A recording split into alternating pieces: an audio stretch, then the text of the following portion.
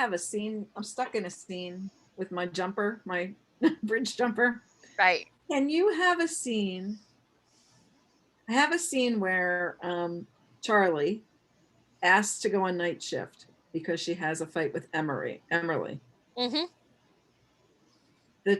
I have the chief, their captain, talking to her, talking to her brother because they're partners on the squad, and Mm-hmm. talking to Emerly at 3 different times. But it's sort of each conversation with each person. Can I do that, or does it have to be in somebody's view?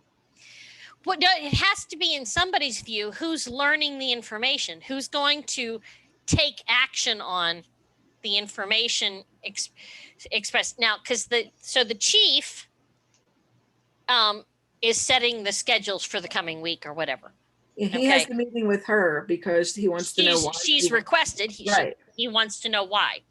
So she says, I just need to shift, and so she's prevaricating and she's pushing it aside. And now he knows she doesn't like night shift, so that's why he meets with her brother.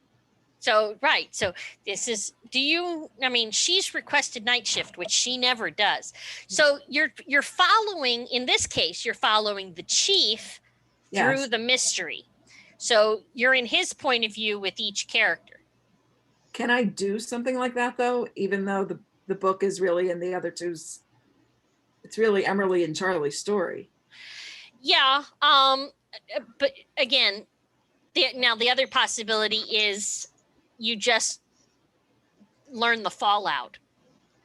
And in which case you have the brother come to the sister and say, Chief just pulled me in and wants to know why the hell you want night shift when you never take it.